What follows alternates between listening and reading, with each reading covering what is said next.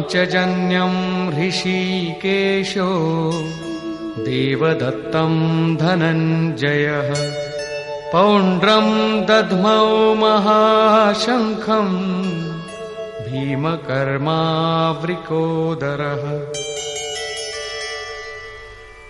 ऋषिकेशः, जो हृदय के सर्वस्व ज्ञाता है, उन कृष्ण ने 5 जन्य शंख बजाया।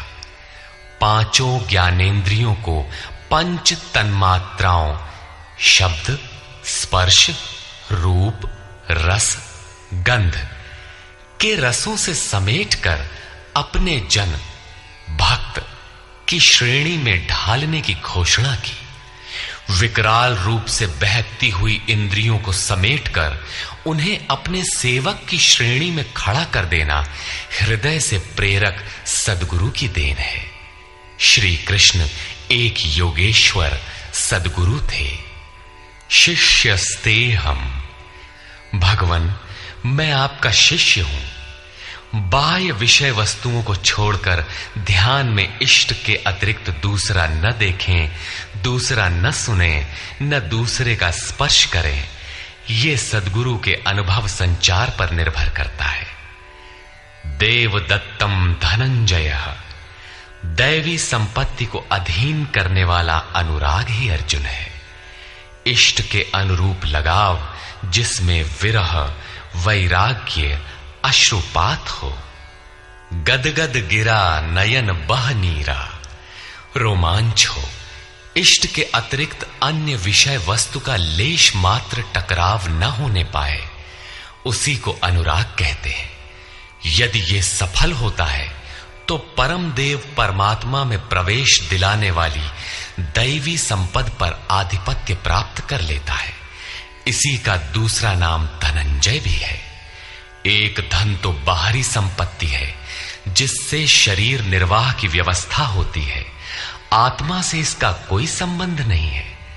इससे परे स्थिर आत्मिक संपत्ति ही निज संपत्ति है। बृहदारण्य कोपनिषद में याज्ञवल्क्य ने मैत्रेयी को यही समझाया कि धन से संपन्न पृथ्वी के स्वामित्व से भी अमृतत्व की प्राप्ति नहीं हो सकती। उसका उपाय आत्मिक संपत्ति है।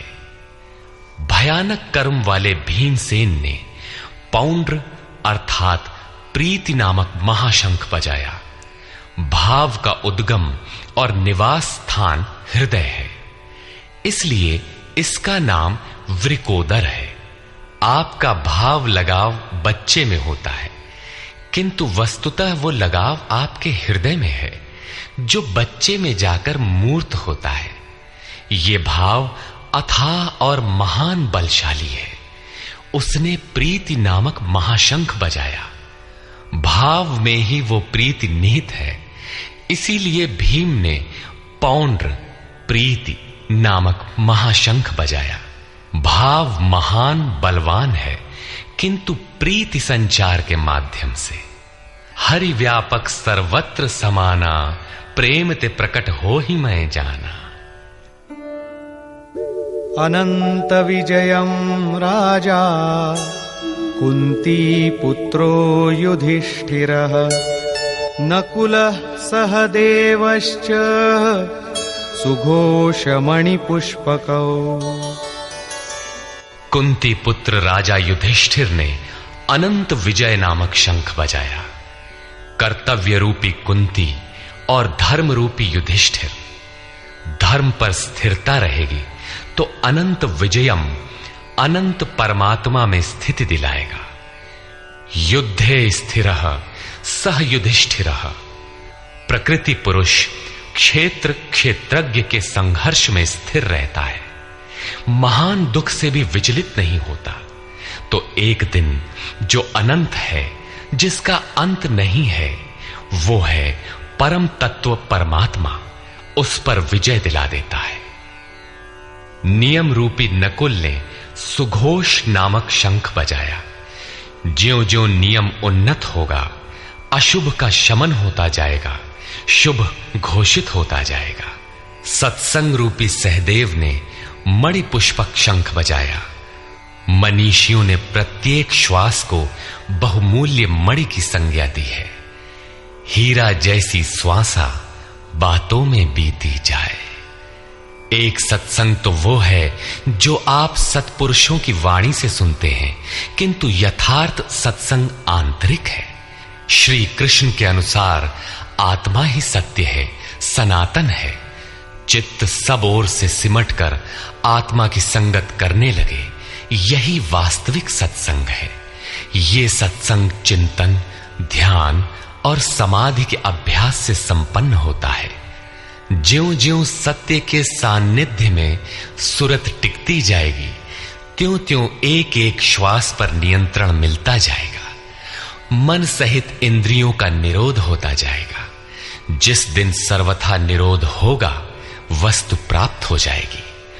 वाद्य यंत्रों की तरह चित्त का आत्मा के स्वर में स्वर मिलाकर संगत करना ही सत्संग है। बाह्य मणि कठोर है, किंतु श्वास मणि पुष्प से भी कोमल है। पुष्प तो विकसित होने या टूटने पर कुम्हलाता है, किंतु आप अगले श्वास तक जीवित रहने की गारंटी नहीं दे सकते।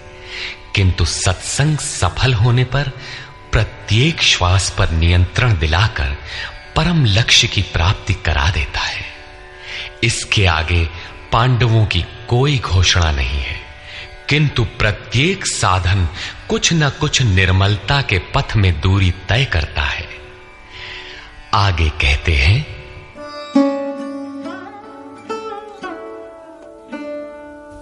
काश्यश्च परमेश्वासः शिखण्डी च महारथः धृष्टद्युम्नो विराटश्च सात्यकिश्चापराजितः। काया रूपी काशी। पुरुष जब सब ओर से मन सहित इंद्रियों को समेटकर काया में ही केंद्रित करता है, तो परमेश्वासः परम ईश में वास का अधिकारी हो जाता है। परम ईश में वास दिलाने में सक्षम काया ही काशी है। काया में ही परम ईश का निवास है। परमेश्वास का अर्थ श्रेष्ठ धनुष वाला नहीं, बल्कि परम धन ईश धन वास है। शिखा सूत्र का त्याग ही शिखंडी है। आजकल लोग सिर के बाल कटा लेते हैं और सूत्र के नाम पर गले की जनेऊ हटा लेते हैं, अग्नि जलाना छोड़ देते हैं। हो गया सन्यास उनका। नहीं, वस्तुतः शिखा लक्ष्य का प्रतीक है जिसे आपको पाना है, और सूत्र है संस्कारों का। जब तक आगे परमात्मा को पाना शेष है, पीछे संस्कारों का सूत्रपात लगा हुआ है, तब तक त्याग कैसा, सन्यास कैसा? अभी तो चलने वाले पथिक हैं। जब प्राप्तव्य प्राप्त हो जाए, पीछे लगे हुए संस्कारों की डोर कट जाए, ऐसी अवस्था में भ्रम सर्वथा शांत हो जाता है। इसलिए शिखंडी ही भ्रम रूपी भीष्म का विनाश करता है। शिखंडी चिंतन पथ की विशिष्ट योग्यता है, महारथी है। धृष्टद्युम्न दृढ़ और अचल मन तथा विराटः सर्वत्र विराट ईश्वर का प्रसार देखने की क्षमता इत्यादि दैवी संपद के प्रमुख गुण हैं। सात्विकता ही सात्य की है। सत्य के चिंतन की प्रवृत्ति अर्थात सात्विकता यदि बनी है तो कभी गिरावट नहीं आने पाएगी, इस संघर्ष में पराजित नहीं होने देगी। द्रुपदो द्रौपदेयाश्च सर्वशः पृथिवीपते सौभद्रश्च महाबाहुः शंखान् दद्मुः पृथक् पृथक्। अचल पददायक द्रुपद और ध्यान रूपी द्रौपदी के पांचों पुत्र सहृदयता, वात्सल्य, लावण्य, सौम्यता इत्यादि साधन में महान सहायक महारथी हैं, तथा बड़ी भुजा वाला अभिमन्यु, इन सब ने पृथक पृथक शंख बजाए। भुजा कार्यक्षेत्र का प्रतीक है। जब मन भय से रहित हो जाता है तो उसकी पहुंच दूर तक हो जाती है। हे राजन, इन सबने अलग अलग शंख बजाए, कुछ न कुछ दूरी सभी तय कराते हैं। इनका पालन आवश्यक है, इसलिए इनके नाम गिनाए। इसके अतिरिक्त कुछ दूरी ऐसी भी है जो मन बुद्धि से परे है। भगवान स्वयं ही अंतःकरण में विराज कर तय कराते हैं। इधर दृष्टि बनकर आत्मा से खड़े हो जाते हैं और सामने स्वयं खड़ा होकर अपना परिचय करा लेते हैं। सघोषोधार्तराष्ट्राणां हृदयानि व्यदारयत् नभश्च पृथिवीं चैव तुमुलो व्यनुनादयन्। उस घोर शब्द ने आकाश और पृथ्वी को भी शब्दायमान करते हुए धृतराष्ट्र पुत्रों के हृदय विदीर्ण कर दिए। सेना तो पांडवों की ओर भी थी, किंतु हृदय विदीर्ण हुए धृतराष्ट्र पुत्रों के। वस्तुतः पांचजन्य दैवी शक्ति पर आधिपत्य, अनंत पर विजय, अशुभ का शमन और शुभ की घोषणा धारावाही होने लगे तो कुरुक्षेत्र आसुरी संपद, बहिर्मुखी प्रवृत्तियों का हृदय विदीर्ण हो जाएगा। उनका बल शनैः शनैः क्षीण होने लगता है। सर्वथा सफलता मिलने पर मोहमयी प्रवृत्तियां सर्वथा शांत हो जाती हैं।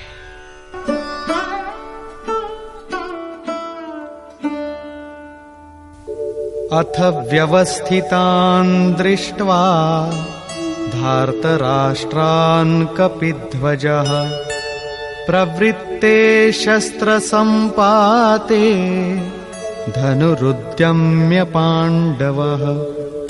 ऋषिकेशं तदा वाक्यम् इदमाह महीपते सेनयोरुभयोर्मध्ये रथं स्थापयमेच्युत।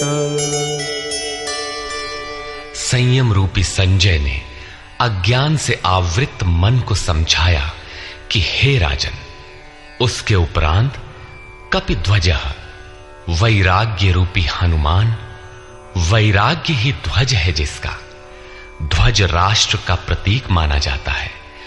कुछ लोग कहते हैं ध्वजा चंचल थी, इसलिए कपिध्वज कहा गया, किंतु नहीं, यहां कपि साधारण बंदर नहीं, स्वयं हनुमान थे, जिन्होंने मान अपमान का हनन किया था। सममान निरादर आदरहीन। प्रकृति की देखी सुनी वस्तुओं से, विषयों से राग का त्याग ही वैराग्य है।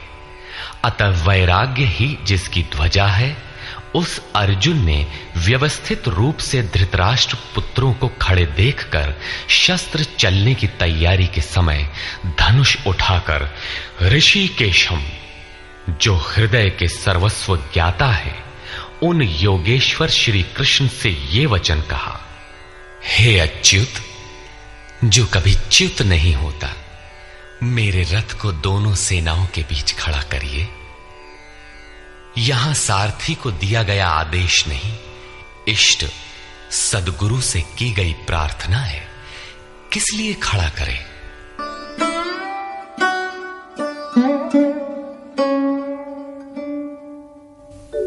यावदेतान्निरीक्षेऽहं योद्धुकामानवस्थितान्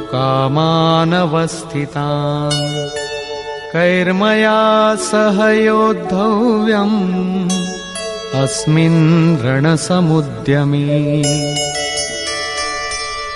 जब तक मैं इन स्थित हुए युद्ध की कामना वालों को अच्छी प्रकार देख न लूं कि इस युद्ध के उद्योग में मुझे किन किन के साथ युद्ध करना योग्य है, इस युद्ध व्यापार में मुझे किन किन के साथ युद्ध करना है।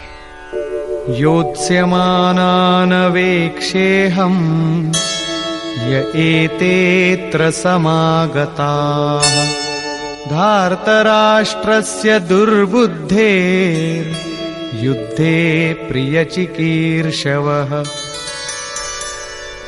दुर्बुद्धि दुर्योधन का युद्ध में कल्याण चाहने वाले जो ये राजा लोग इस सेना में आए हैं, उन युद्ध करने वालों को मैं देखूंगा, इसलिए खड़ा करें। मोह रूपी दुर्योधन, मोहमयी प्रवृत्तियों का कल्याण चाहने वाले जो राजा इस युद्ध में आए हैं, उनको मैं देख लूं। संजय उवाच।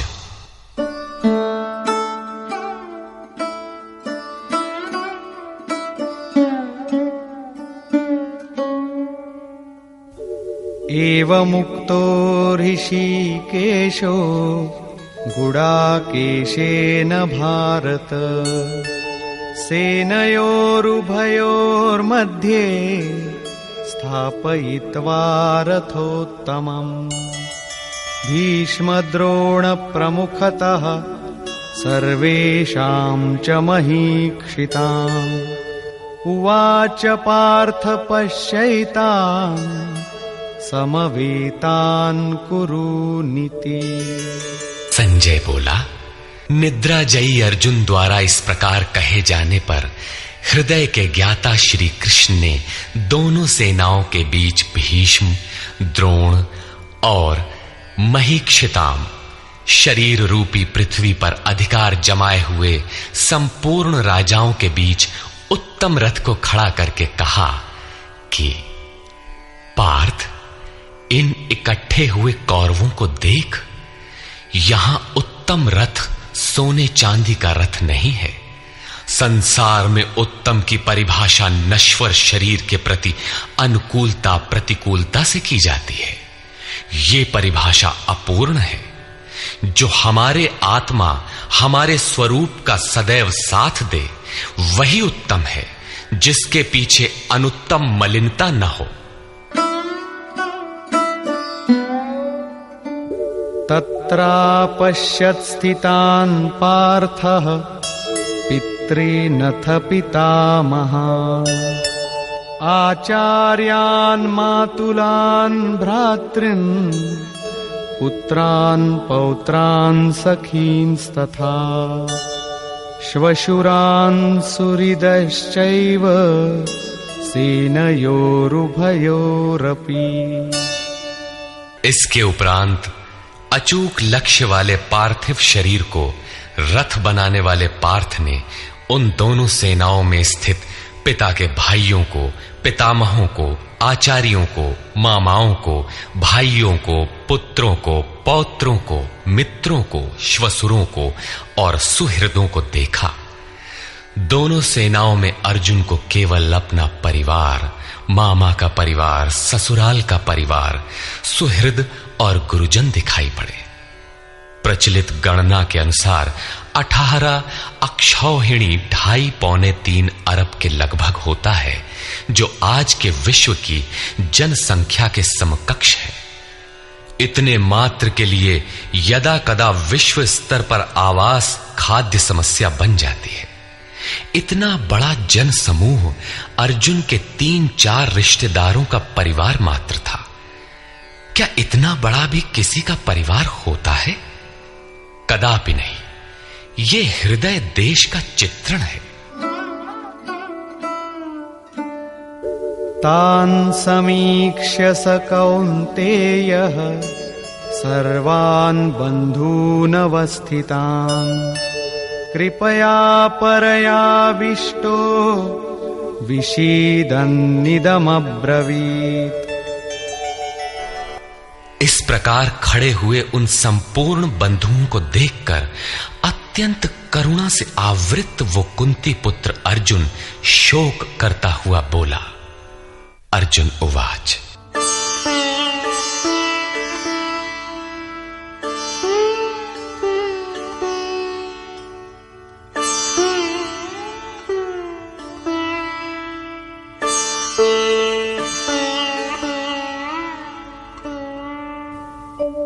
दृष्ट्वेमं स्वजनं कृष्ण युयुत्सुं समुपस्थितम् सीदन्ति मम गात्राणि मुखं च परिशुष्यति वेपथुश्च शरीरे मे